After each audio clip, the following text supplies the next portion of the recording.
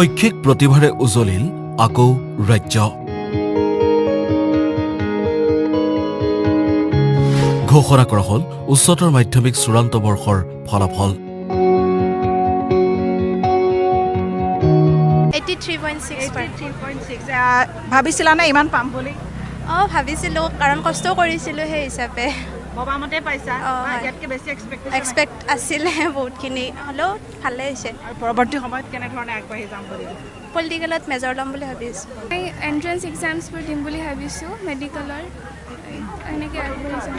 আৰু যিমান এতিয়া তুমি 85% পাইছা, ভাবিছিলানে যে তুমি এইখিনিয়ে আশা কৰিছিলানে?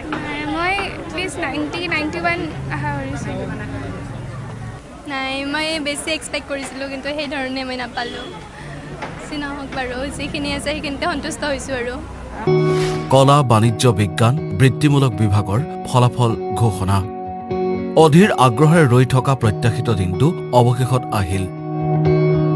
মঙলবাৰে পুৱা 10:30 বজাত ঘোষণা কৰা হ'ল এই বৰ্ষৰ উচ্চতৰ মাধ্যমিক চূড়ান্ত বৰ্ষৰ ফলাফল।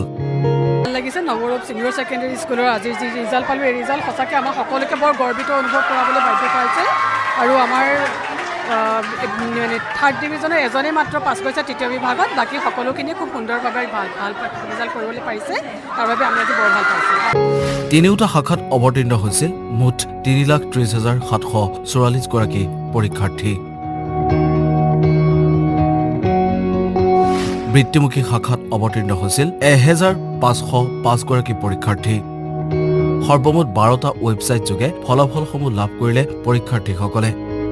শীৰ্ষস্থানৰ অবিহনে ঘোষণা কৰা এই ফলাফল সন্দৰ্ভত সংবাদমেল অসম ৰাজ্যিক বিদ্যালয় শিক্ষা পৰিষদৰ সচিব নাৰায়ণ নাথে সংবাদমেলত প্ৰকাশ কৰে কেইবাটাও তথ্য।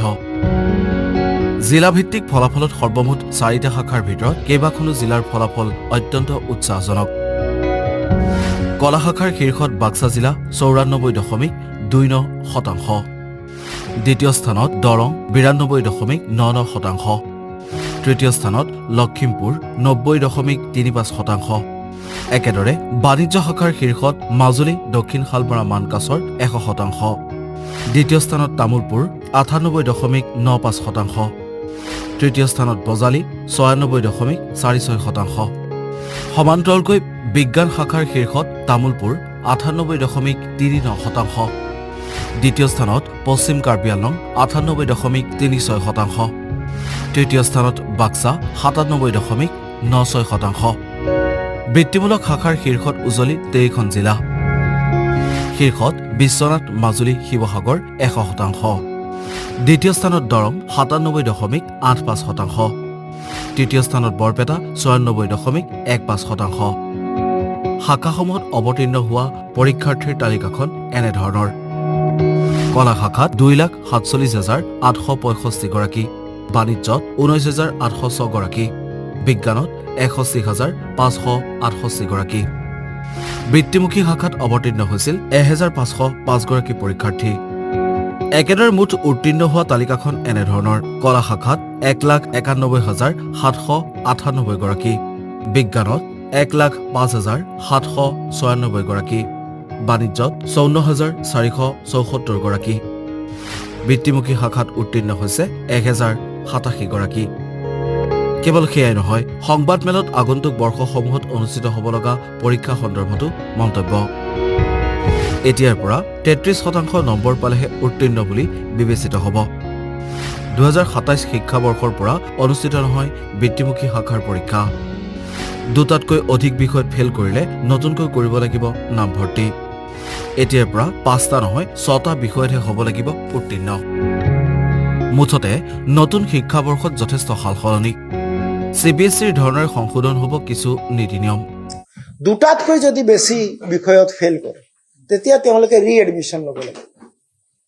ৰিএডমিশ্যন ল'লে তেওঁলোকে আকৌ পৰীক্ষা দিব পাৰিব। ৰিএডমিশ্যনটো এইকাৰণে লাগে যে আমাৰ এতিয়া কেৰিকুলামত বহুত পৰিৱৰ্তন হৈছে, টেক্সট বুকো বহুত পৰিৱৰ্তন হৈ আছে, ছিষ্টেম বহুত পৰিৱৰ্তন হৈ আছে। যদি দুটাতকৈ বেছি ফেইল কৰে তেতিয়াহ'লে তেওঁ সেই ছিষ্টেমৰ লগত খাপ নাখাব। গতিকে তেওঁ নিজে ৰিএডমিশ্যন ল'ব লাগিব।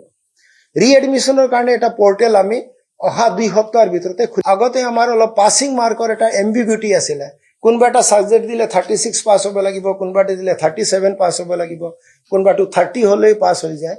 আমি এইটো গুচাই দিছোঁ এতিয়া, চব ছাবজেক্টতে 33% পাব। মূলতঃ ৰাজ্যত শৈক্ষিক দিশটো উৎকৰ্ষ সাধনৰ লক্ষ্যৰে আগবাঢ়িছে অসম ৰাজ্যিক বিদ্যালয় শিক্ষা পৰিষদ।